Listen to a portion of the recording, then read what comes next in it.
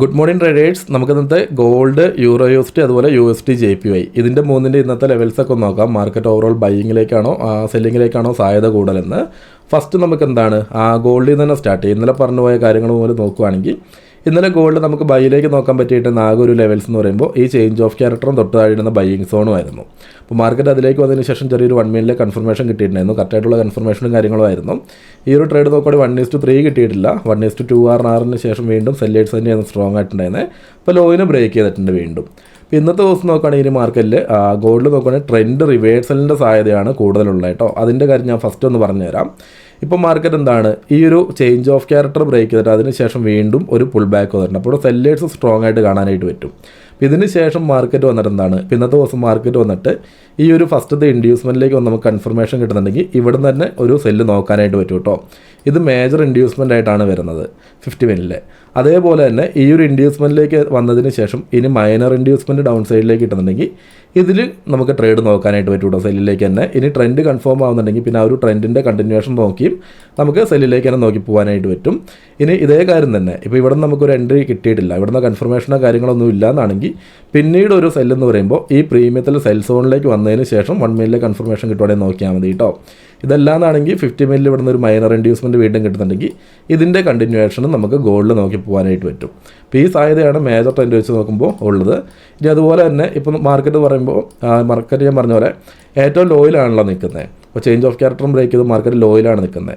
അപ്പോൾ ഇതിന് ശേഷം എന്താണ് ഇവിടുന്ന് കൗണ്ടർ ട്രെൻഡ് എന്ന രീതിയിൽ എൻട്രീസ് നോക്കാനായിട്ട് പറ്റും. അതിലുള്ള ലെവൽസാണ് ഞാനിവിടെ മാർക്ക് ചെയ്ത് വെച്ചേക്കുന്നത്. ഇപ്പോൾ സെല്ലിലേക്കുള്ളൊരു ലിക്വിഡിറ്റി ഇതാണ് വരുന്നത്.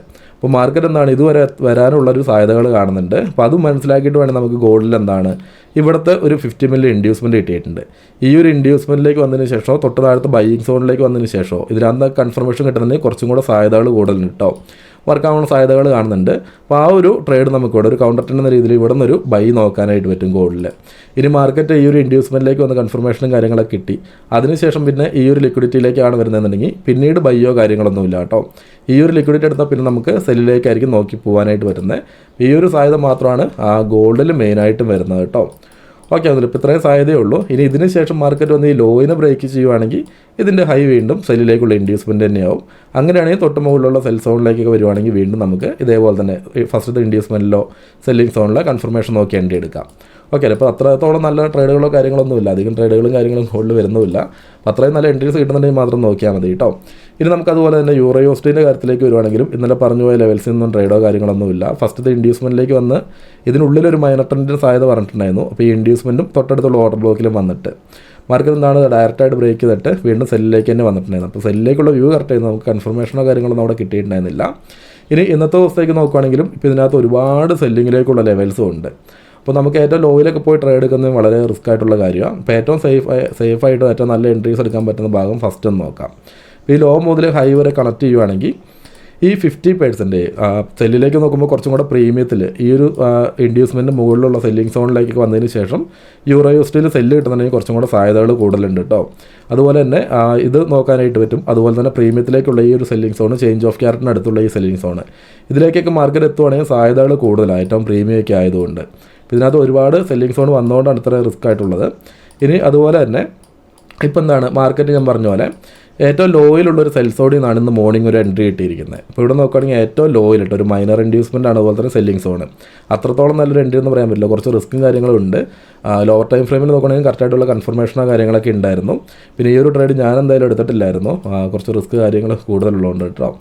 പിന്നെ അതുപോലെ തന്നെ ഇതിനകത്ത് അടുത്തതായിട്ട് നോക്കാൻ പറ്റുന്നതാണ് ഞാൻ പറഞ്ഞത് മാർക്കറ്റ് വന്നിട്ട് എന്താണ് ഇപ്പോൾ ഏറ്റവും ലോയിലാണ് മാർക്കറ്റ് നിൽക്കുന്നത് അല്ലേ. ഇനി ഇതിന് മുകളിലുള്ള ഏതെങ്കിലും ഓർഡർ ബ്ലോക്ക് ഈ ഒരു ഓർഡർ ബ്ലോക്കിലേക്ക് വന്നതിന് ശേഷം 50 മില്യൺ ഇതുപോലെ തന്നെ ഒരു മൈനർ ഇൻഡ്യൂസ്മെൻറ്റ് കിട്ടുന്നുണ്ടെങ്കിൽ നമുക്ക് കുറച്ചും കൂടെ സേഫായിട്ട് നല്ല രീതിയിൽ ട്രേഡുകൾ നോക്കി പോകാനായിട്ട് പറ്റും. ഇതിനകത്ത് കൺഫർമേഷൻ ഉണ്ടെങ്കിൽ വർക്ക് ചെയ്യാൻ കുറച്ചും കൂടെ സാധ്യതകൾ കൂടുതലുണ്ട്. ഈ ഒരു ഓർഡർ ബ്ലോക്ക് കാര്യങ്ങളൊക്കെ കുറച്ച് റിസ്ക്കും കാര്യങ്ങളും കൂടുതലാണ്. നിങ്ങൾ കുറച്ചും കൂടെ അഗ്രസീവായിട്ട് നോക്കുന്നവരാണെങ്കിൽ മാത്രം ഇതിനകത്തൊക്കെ ട്രേഡും കാര്യങ്ങളും നോക്കിയാൽ മതി. ഇല്ലെന്നുണ്ടെങ്കിൽ കുറച്ചും കൂടെ സേഫായിട്ട് നോക്കുന്നവരാണെങ്കിൽ ഏറ്റവും പ്രീമിയത്തിലുള്ള സെൽ സോൺ ഈ ഒരു സെൽ സോൺ അല്ലെങ്കിൽ ഇതിനകത്തേക്ക് വന്നതിന് ശേഷം എൻട്രി എടുത്താൽ മതി കേട്ടോ. ഇതിനകത്തേക്ക് വേണമെങ്കിൽ ഒരു അലേർട്ട് ഇട്ട് വെച്ചിട്ട് അതിലേക്ക് വരുവാണെങ്കിൽ മാത്രം ട്രേഡോ കാര്യങ്ങളൊക്കെ നോക്കിയാൽ മതി. ബാക്കിയുള്ള ലെവൽസ് വിട്ടേക്കുന്നതിന് കുഴപ്പമില്ല. ഇനി ഇതിന് ശേഷം മാർക്കറ്റ് വന്ന് ഈ ലോയിനെ ബ്രേക്ക് ചെയ്യുവാണെങ്കിൽ ഇത് സെല്ലിലേക്കുള്ളൊരു ട്രെൻഡായിട്ട് മാറും. അങ്ങനെയാണെങ്കിൽ പിന്നീട് ഇതിൻ്റെ കണ്ടിന്യൂവേഷൻ നോക്കി പോകാനായിട്ട് പറ്റും കേട്ടോ. ഇവിടെ ഇൻഡ്യൂസ്മെൻറ്റ് ഓർഡർ ബ്ലോക്ക് ഒക്കെ ഉണ്ടെങ്കിൽ ഈ ഒരു ട്രെൻഡിൻ്റെ കണ്ടിന്യൂവേഷൻ നോക്കി പോകാനായിട്ട് പറ്റും. ഇത്രയും സാധ്യതയാണ് യൂറോ USDയിലും കാണുന്നത്. ഇപ്പം ഇന്നത്തെ ദിവസവും അത്യാവശ്യം നല്ല നല്ല ട്രേഡുകൾക്ക് സാധ്യതയില്ല, പ്രീമിയത്തിലേക്ക് വന്നാലൊക്കെ സാധ്യതയുള്ളൂ. USD/JPY നമ്മൾ ഇന്നലെ പറഞ്ഞു പോയിട്ടുണ്ടായിരുന്ന ലെവൽസ് നോക്കുകയാണെങ്കിൽ സെല്ലിലേക്കുള്ള ഇൻഡ്യൂസ്മെൻറ്റ് മാർക്കറ്റ് എടുത്തിട്ടില്ല, ഇവിടെ വീക്കായിട്ട് തന്നെയാണ് നിൽക്കുന്നത്. ഇവിടുത്തെ സാധ്യത എന്ന് പറയുമ്പോൾ ഇന്നത്തെ ദിവസം എന്താണ്, മാർക്കറ്റ് വന്ന് ഈ ഹൈനെ എടുത്തതിന് ശേഷം ഇവിടുന്ന് കറക്റ്റായിട്ടുള്ള കൺഫർമേഷൻ കിട്ടുന്നുണ്ടെങ്കിൽ നമുക്ക് സെല്ലിലേക്ക് തന്നെ നോക്കി പോകാനായിട്ട് പറ്റും കേട്ടോ. സെല്ലിലേക്ക് നല്ലൊരു എൻട്രി കിട്ടാൻ സാധ്യതയുണ്ട്. ഇനി അതുപോലെ തന്നെ ഇതിലേക്ക് വന്നതിന് ശേഷം വീണ്ടും 50 മിനിറ്റിൽ മൈനർ ഇൻഡ്യൂസ്മെൻറ്റ് കിട്ടുന്നുണ്ടെങ്കിൽ അതിലും നമുക്ക് സെല്ല് നോക്കി പോകാനായിട്ട് പറ്റും കേട്ടോ. അപ്പോൾ ഈ സാധ്യതകൾ മാത്രമാണ് USD/JPY വരുന്നത്. ഇത്രയും സാധ്യതകൾ ഇന്നത്തെ ദിവസമുള്ളൂ. അപ്പോൾ നല്ല നല്ല ട്രേഡുകൾ കിട്ടുന്നുണ്ടെങ്കിൽ മാത്രം നോക്കിയാൽ മതി കേട്ടോ. ഗോൾഡിലപ്പോൾ ഫസ്റ്റത്തെ ഒരു എൻട്രിക്ക് സാധ്യത എന്ന് പറയുമ്പോൾ ഈ കൗണ്ടർ ട്രെൻഡിൻ്റെ സാധ്യതയാണ് വരുന്നത്. ഇനി ഇതിന് ശേഷം മാർക്കറ്റ് ഹൈൻ എടുക്കുകയാണെങ്കിൽ സെല്ലിലേക്ക് നോക്കാനായിട്ട് പറ്റും കേട്ടോ. ഇന്നത്തെ വീഡിയോ ഇത്രയും കാര്യങ്ങളേ ഉള്ളൂ. അപ്പോൾ വീഡിയോ യൂസ്ഫുൾ ആയിട്ട് നിങ്ങൾ തീർച്ചയായും വീഡിയോക്ക് ഒന്ന് ലൈക്ക് ചെയ്യുക, അതുപോലെ നിങ്ങൾ ട്രേഡിങ്ങിനെ ഫ്രണ്ട്സിൻ്റെ ഇടയിലേക്ക് ഒന്ന് ഷെയർ എത്തിക്കാനും ശ്രമിക്കുക. നമുക്ക് ഇന്നത്തെ വീഡിയോ ഇവിടെ നിർത്തിയിട്ട് അടുത്തൊരു വീഡിയോയിൽ വീണ്ടും കാണാം കേട്ടോ.